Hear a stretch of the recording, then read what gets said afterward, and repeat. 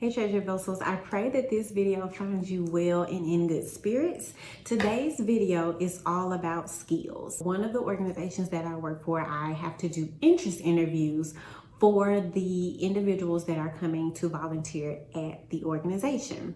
In the interest interview, one of the things that I always ask is, what types of skills or qualities or traits or strengths do you believe you have and possess that you can bring to this role? Some people just look at me like, some people are very honest and they're like, yeah, I haven't never thought about that.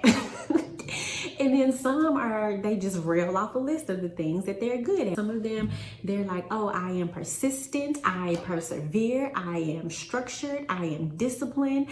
And I'm like, okay, all right, thank you. If you're one of those people who have yet to understand what your skill set is, right? Like, what exactly are you good at? When you go to an interview and the interviewer asks you, okay, so tell me about your skills. What kind of skills do you believe that you can bring to our organization, that you can bring to this particular role? If you don't know what those skills are, it's okay, because today we're going to figure that out. We're going to discuss hard skills, soft skills, and transferable skills, okay? And then we're going to put it all together into like a neat little package that you can share with an interviewer or anybody that ever asks you, what are you good at? I'm going to start by defining hard skills, okay? So hard skills are the skills that are technical and task oriented, right? So these are the skills that are often learned, like this is like on the job training or a specific skill that you've learned in school. So let's just use engineering, okay? There are certain things that you have to be taught when it comes to engineering, right? There's certain machinery that you have to learn how to use, and you can only be taught that except by a teacher. A few different hard skills. So coding, graphic design, engineering, web development, video editing, auditing, medication management, right? So all of these things are specific in nature, and you need to be taught how to do the skill. Soft skills. Soft skills are your interpersonal and people skills. So this is active listening. This is leadership, right? This is empathy. This is understanding. This is the patience that you have with people. This is adaptability. This is creativity, motivating people. So these are the skills that you would use to corral people, get them on board, motivate people, encourage people. These are your people skills that connect you with the people that you're doing business with, or your clients, or even your friends and your family. Transferable skills are skills that can be used in any role or vocation, okay? So that's active listening, teamwork, public speaking, leadership, organization, clerical work, administrative work, critical thinking, problem solving. All of those are transferable skills because you can use them in any type of role. So problem solving, like you're gonna need to be able to problem solve at McDonald's. You're gonna need to be able to problem solve at Walmart. You're gonna need to be able to problem solve at a Fortune 500 company. I wanna share with you guys a few of the skills that I have accumulated over the past like 10 years, okay? So I had a administrative role for 7 years. My official title was Ministry and Volunteer Coordinator, okay? So I was the person who did the HR functions, I did the personnel functions, I did a little bit of like facility and campus management.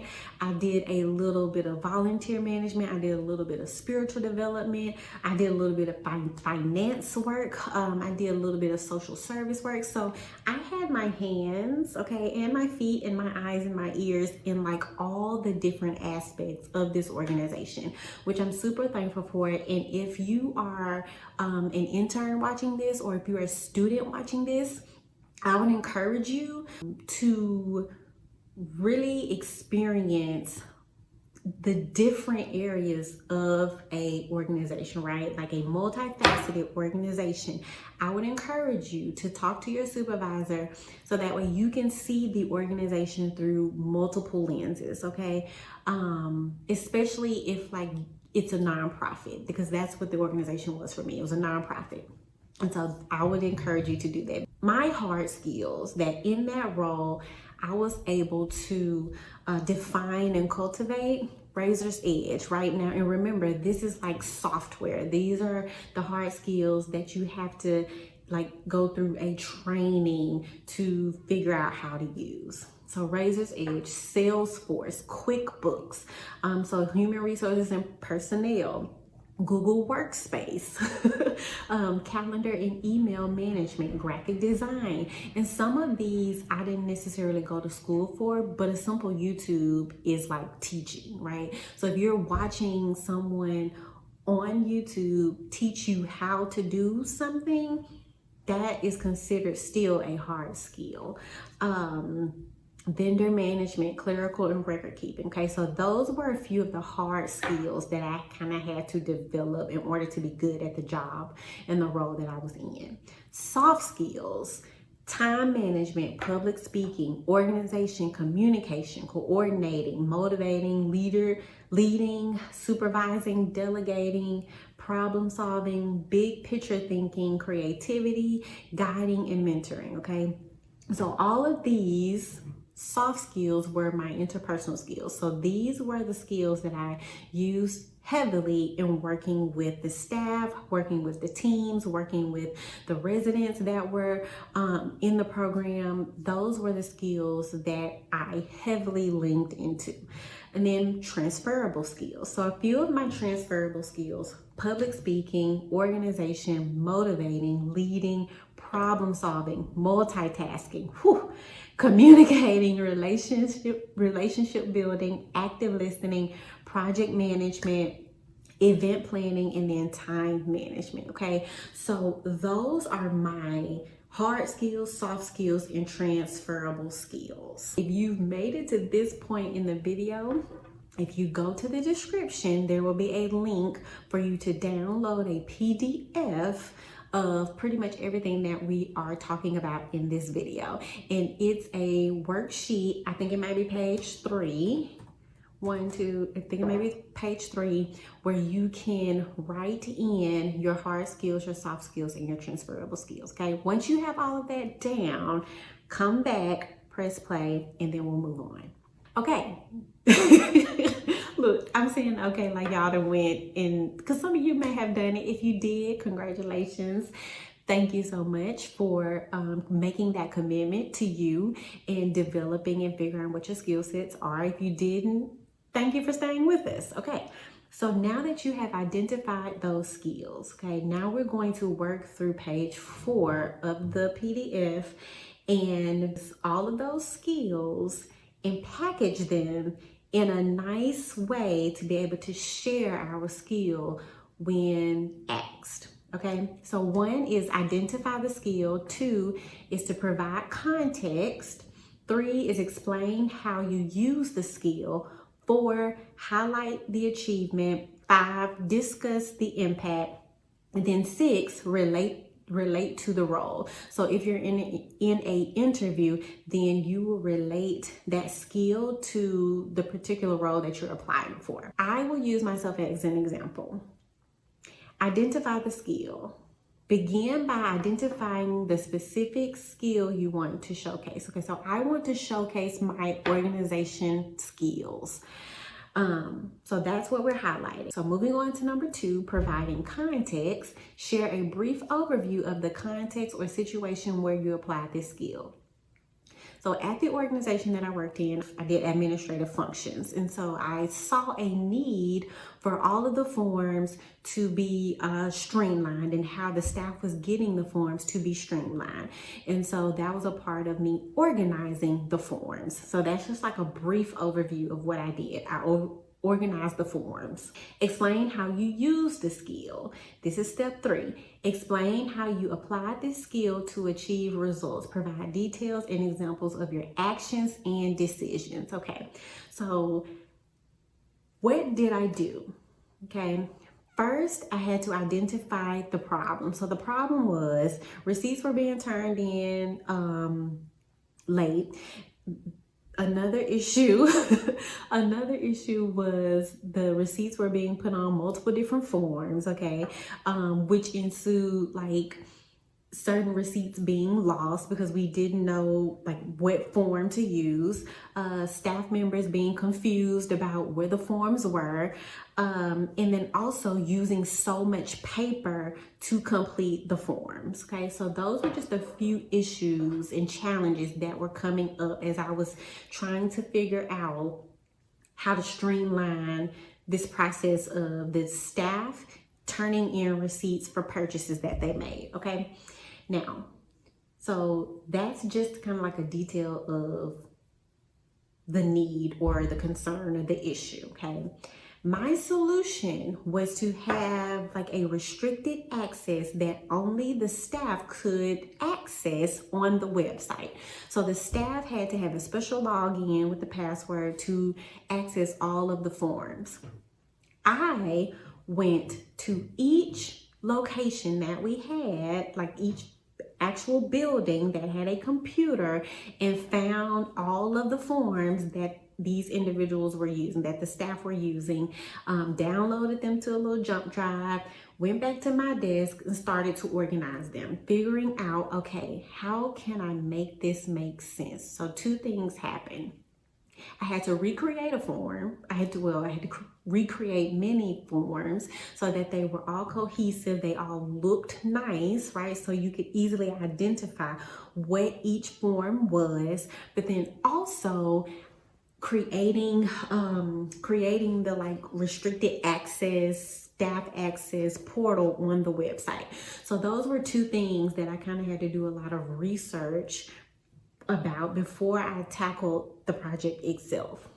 Once I did all that research, I started to organize the forms and then put them onto the website. Those are a few of the actions and the decisions. So moving on to step 4, highlight the achievement. Describe your achievements related to this skill. Use specific measurable results when possible, okay?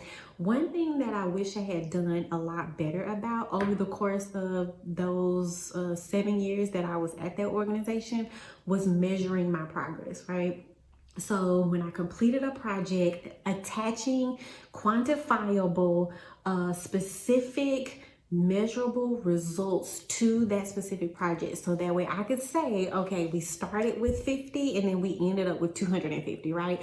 So you could see the increase, or whatever the specific project was, like it was quantifiable. The results were quantifiable and you could see a significant difference from start to finish. That's what I wish I would have done better about. So if you are in a role where you are creating and developing and making things streamlined and better processes and making things more efficient, I encourage you to track that and like really make note of the progress that you're making in that organization. Okay, the achievement that I made or had related to that particular skill was the staff were no longer confused about what form to use. Okay, so they had a particular place where they could go get the correct form and then download it, fill out the form,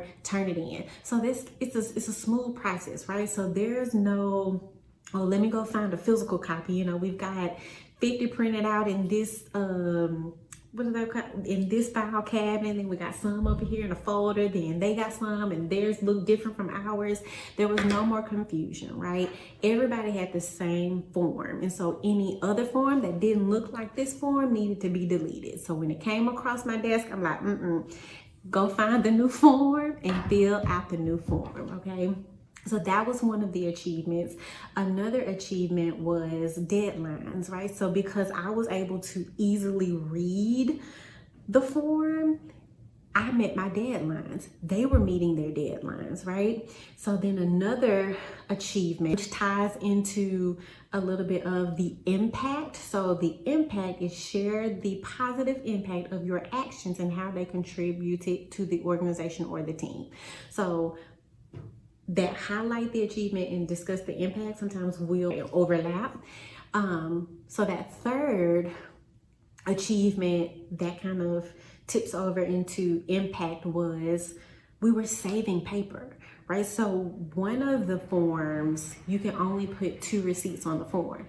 I recreated the form so that way you could do 5 receipts on one form. So that meant less printing, that meant less, like you could attach more receipts to that particular form.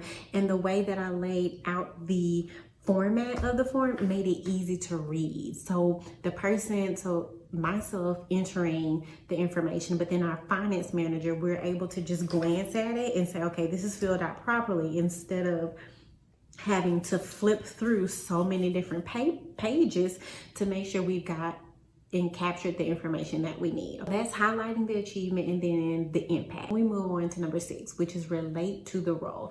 So if you're currently applying for a position, right, and so you're in a interview or you foresee an interview coming up, I would like you to use this sentence, okay? In my previous role as a blank, so you would put your title there, I had the opportunity to blank. That blank would be the project or whatever the task was. I used my blank skills, so whatever skill that you used, you would enter there to blank, okay? So the 2 would be you describing in detail what it is that you actually did. I was able to accomplish blank, resulting in blank, okay? So this pretty much sums up your skills, you identifying the skill, providing the context, explaining a little bit how you used it, like the steps and the actions you took to accomplish that, highlighting the achievement, and then discussing the impact that it made on the team or the organization. If you're in an interview, then you will use this sentence. I believe my strong blank skills as demonstrated in my previous role will be beneficial in this position, okay? So that's pretty much it. That is a short walkthrough of identifying your skills and really figuring out what it is that you do well. And so I would encourage you to really dig deep on that identify your skills page and really think through in every organization that you've ever worked at, right? Even if it's volunteering, right? Even if it's the work that you do in your church, even if it's work that you do in your family, because like it or not, a lot of you have large families where you host these events and you host these gatherings, and there's specific skill set that is needed to corral all of those people and get people on the same page and work through plans and being organized and shopping for food and booking hotels and that's a whole skill set, okay, with just your family. Like family trips, there's so many skills that you need to plan a family trip. So don't discount those. Add those into this process. Any work that you do, I want you to consider that as important work. And there are skills that can be identified and pulled out of those things. So that's pretty much it. That is pretty much it. If you have stuck around to make it this far to the end of the video, thank you so much. I pray that this has been enlightening for you and just kind of help you own your skills, identify and own your skills, and really figure out what it is that you're good at, because a lot of us have a lot of skills. And I think because we're not aware and we have not been under leadership that encouraged us to use our skills more, or we've not been around team members or family members or friends who could see gifts in us, who could see skills on us, who could see like our natural ability to do a particular thing well, that some of us just kind of have been in the dark about these things. And so I want to pull them to the light for you. You know, I want you to be all that God has called you to be. And this is just one step to being that. So I pray that this has encouraged you, and make sure that if you have not downloaded the PDF already, then you go, the link is in the description. Make sure you download it, work through the packet, and really just sit and get clear on what you're good at, okay? So until next time, I pray that you will continue to live your life poured out like oil, and remember that you are a treasured vessel. I pray that the Lord will give you the boldness to live as such. Until next time, I'll talk to y'all soon. Bye.